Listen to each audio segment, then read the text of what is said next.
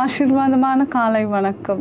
மீண்டும் ஒரு நாளிலே உங்களை சந்திப்பதில் நான் மகிழ்ச்சி அடைகின்றேன். இன்றைய நாளிலே நாங்கள் தியானிக்க போகின்ற வசனம் ஆதியாகமம் 19வது அதிகாரம் 14வது வசனம். அப்பொழுது லோத் புறப்பட்டு தன் குமாரத்திகளை விவாகம் பண்ண போகின்ற தன் மருமக்களோடே பேசி, நீங்கள் எழுந்து இந்த ஸ்தலத்தை விட்டு புறப்படுங்கள், கர்த்தர் இந்த பட்டணத்தை அழிக்கப் போகின்றார்கள். அவனுடைய மருமகனின் பார்வைக்கு அவன் பரியாசம் பண்ணுகிறதாக கண்டது.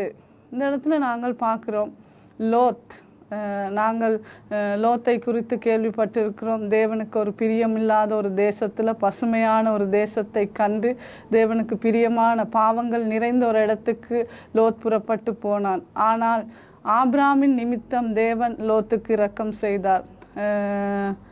லோத் இப்பொழுது அவனுடைய மருமக்கள்மாருக்கு வந்து சொல்லுகிறான், தேவன் இந்த இடத்தை அழிக்கப் போகிறார்கள், நீங்கள் வாருங்கள் என்னுடனே கூட. அப்போ அவர்கள் அதை கேலியாக, சில நேரங்களிலே எங்களுக்கும் அப்படித்தான், நாங்கள் சொல்வதை மற்றவர்கள் கேலியாக நக்கலாக, இவரா எனக்கு இதை சொல்லுகிறார், இவர் இன்னார் தானே, இவர் இப்படிப்பட்டவர் தானே, எங்களுடைய வாழ்க்கை எங்களுடைய பின்னணிகளை பார்த்து அவர்கள் எங்களை மதிப்பீடு செய்யலாம்.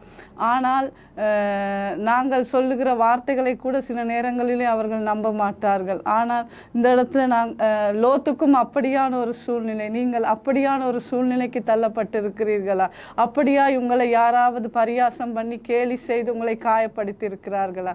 மனம் திருங்கள், தேவன் உண்மை உள்ளவராய் இருக்கிறார். கர்த்தர் தாமே உங்கள் ஒவ்வொருவரையும் ஆசீர்வதிப்பாராக. ஆமென்.